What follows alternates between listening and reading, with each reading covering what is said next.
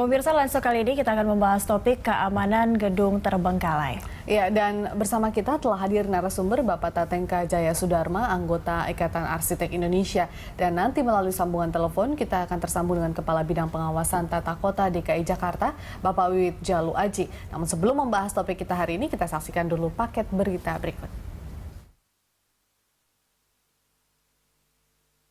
Puluhan tahun gedung-gedung tua baik di Jakarta dan sejumlah daerah banyak yang terbengkalai.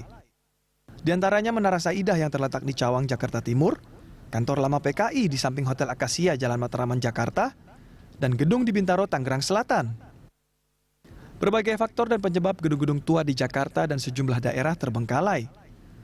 Di antaranya salah dalam hal pembangunan koefisien luas bangunan atau KLB, tidak lolos uji kelayakan, serta tidak memiliki dokumen lingkungan.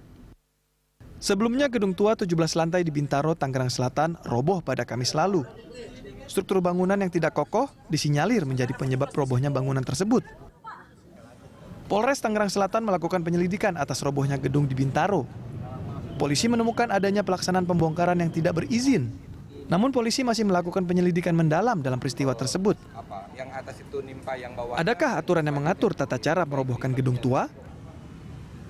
Siapakah yang bertanggung jawab jika terjadi kegagalan struktur bangunan? Ya, pemirsa, sebelum kita menyapa narasumber kita yang ada di studio, kita tersambung terlebih dahulu dengan Kepala Bidang Pengawasan Tata Kota DKI Jakarta, Bapak Wiwit Jalu Aji. Selamat siang, Pak Wiwit. Iya, selamat siang. Iya, Pak Wiwit, ini kalau kita berangkat dari kejadian yang terjadi pada gedung gedung yang ada di kawasan Bintaro yang baru saja rubuh, ya, Pak Wiwit? Halo Pak Wiwit, suara kami terdengar jelas. Halo, kurang kencang nih. Halo? Ya, Ya. Pak Wiwit. Iya, oke. Iya, Pak Wiwit, ini apa yang sebenarnya menyebabkan beberapa gedung di Jakarta terbengkalai begitu lama tanpa adanya mungkin langsung diambil alih baik oleh pemerintah kota ataupun dari pihak pemiliknya juga, Pak? Halo, kurang jelas, Mbak. Halo? Iya, Pak Wiwit. Sudah jelas, Pak? Halo, iya. Iya, apa yang menyebabkan banyaknya atau beberapa gedung di Jakarta hingga terbengkalai hingga beberapa tahun, Pak? Contohnya yang terakhir kemarin terjadi hingga sampai roboh yang ada di kawasan Bintaro. Oh ya, jadi beberapa hal tentang bangunan yang mangkrak di Polres DKI Jakarta itu terkait dengan pertama ada masalah finansial dari beberapa pemilik bangunan gedung. Kemudian yang kedua, adanya juga mereka ingin merubah desain awalnya. Nah, jadi oleh karena itu mereka beberapa gedung mengajukan perubahan desain perubahannya di Badan Pelayanan Satu Pintu Terpadu. Jadi gitu, Mbak. Iya. Kalau terkait untuk merubah bentuk bangunan, karena itu juga terjadi pada gedung yang di Bintaro ini, Pak. Apakah itu memang sudah harusnya dari awal sudah dipersiapkan atau memang bisa mendadak di saat proses pembangunan itu mengajukan untuk perubahan Mohon maaf, Mbak, yang di Bintaro itu kalau tidak salah itu bukan masuk wilayah Provinsi DKI ya. Dia masuknya Tangerang Selatan kalau nggak salah. Menara Saidah misalnya seperti itu, Pak? Ya, kalau Menara Saidah juga jadi dalam hal perubahan desain itu dimungkinkan. Ya, dimungkinkan selama itu masih masuk dalam batasan-batasan tertentu gitu.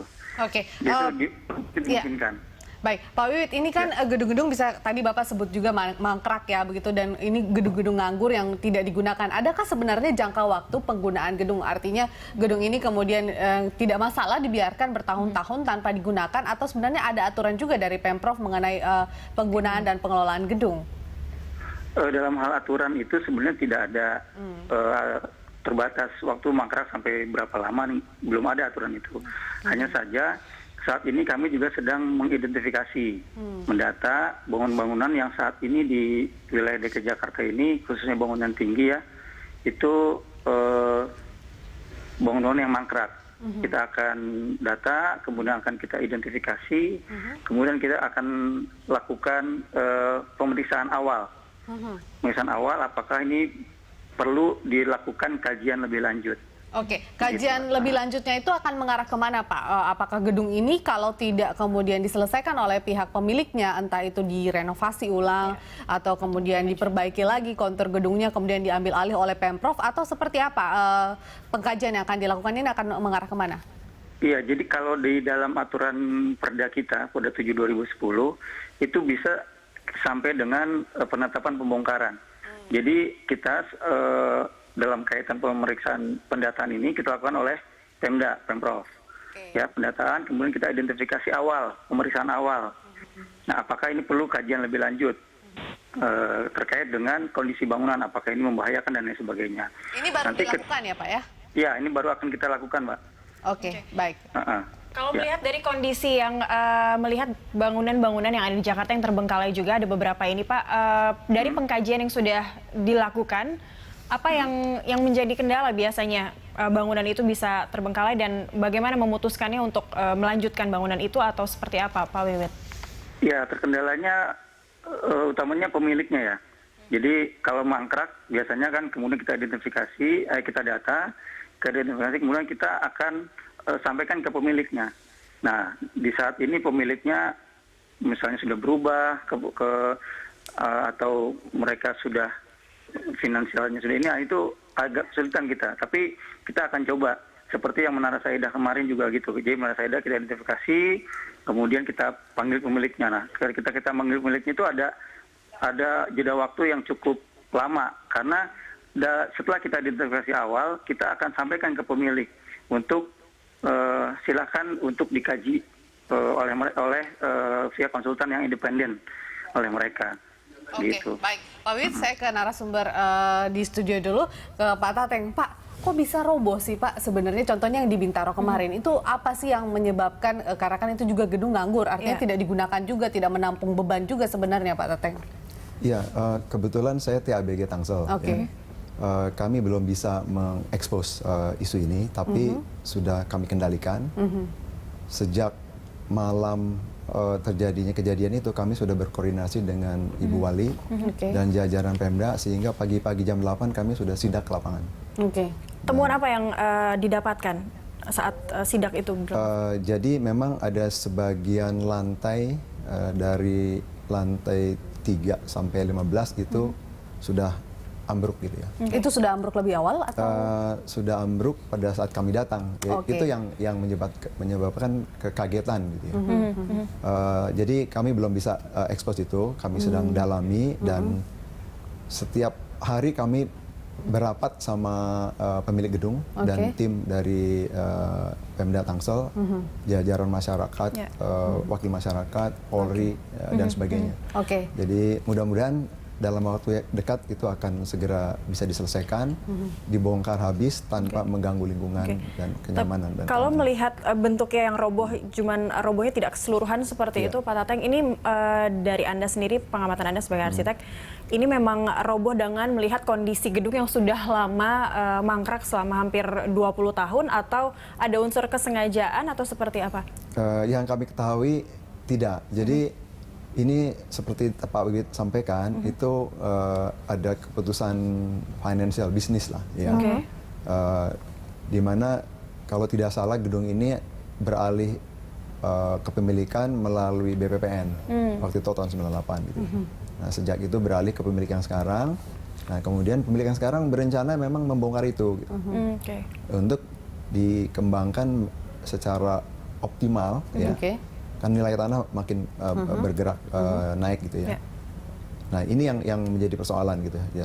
Jadi pada saat dibongkar itu terjadi ya kami lihat sebagai accident karena tidak ada yang menginginkan adanya kecelakaan seperti ini. Artinya itu lagi proses pembongkaran sebenarnya Pak, atau itu tiba-tiba saja terjadi? Dalam proses. Dalam pembongkaran. Nah, ini yang kami ingin ketahui, apakah itu disengaja secara sesuai rencana atau tidak dan sebagainya. Sebelum melakukan pembongkaran itu sudah koordinasi juga dengan pemerintah daerah setempat? Sudah ada koordinasi. Sudah koordinasi dan diizinkan seperti itu? Itu yang sedang kami ingin ketahui. Karena sekarang sudah mulai tadi dilaporkan dilakukan. Pihak polisi sudah juga ikut melidiki. Artinya ini murni kecelakaan di saat memang proses pembongkaran memang sedang berlangsung berjalan. seperti Ya. itu. Ya. Tapi kalau melihat kontur bangunannya kalau tidak salah miring ya, seperti itu. Itu bagaimana Pak? Apakah memang itu sudah lama dan itu sebenarnya tidak masalah atau tidak mengancam lingkungan atau kehidupan sekitar yang lain, Pak? Jadi sebenarnya tidak masalah atau jadi masalah tergantung prosesnya. Ya. Apabila bangunan tersebut didesain dengan baik sesuai dengan ketentuan rencana kota, kemudian mendapatkan IMB sebelum dibangun berdasarkan penilaian tim. Kalau DKI dulu TPAK, sekarang TABG. Di Tangsel pun kami sekarang ada TABG. Jadi artinya kalau IMB sudah keluar berdasarkan persetujuan wali kota berdasarkan masukan dari TABG, insya Allah nggak ada masalah gitu ya. Meskipun itu ada bentuk bangunannya miring atau apapun, sebenarnya tidak masalah. Itu milling itu kejadian kemungkinan pada waktu konstruksi atau kejadian mungkin pada saat kondisi tanah di daerah terlalu tersebut lama juga. yang di luar perkiraan bisa-bisa saja terjadi. Ya. Tapi itu semua harusnya tidak jadi masalah. Kenapa? Setelah mendapatkan IMB, barulah bangunan tersebut bisa Terus dibangun. Ya. Dan yang melakukan perencanaannya harus arsitek atau konsultan teknik yang ber-SKA, bersertifikat. Jadi sesuai dengan undang-undang gitu ya. Tapi kalau untuk gedung yang kemarin roboh ini di Bintaro terkait untuk perizinan dan sebagainya, IMB dan sebagainya memang tidak ada masalah selain memang itu murni kecelakaan seperti itu yang terjadi ya Pak? Ya, ini yang sedang kami dalami. Kenapa? Karena IMB-nya saat itu bukan Tangerang Selatan. Dulu masih Kabupaten Tangerang. Kan Tangerang Selatan baru saja dibentuknya. Jadi artinya dengan niat baik kami coba dalami itu. Mudah-mudahan isu administrasi, isu yang sifatnya legal tentunya, kemudian isu aktual di lapangan bahwa ada gedung yang setengahnya masih belum runtuh, harus diamankan secepatnya. Ini yang jadi konsentrasi kami. Oke, baik. Pak Atat, kita masih akan melanjutkan perbincangan bersama Pak Wiwit juga di ujung telepon, dan pemirsa tetaplah bersama kami di Landstalk. Kami akan kembali saja.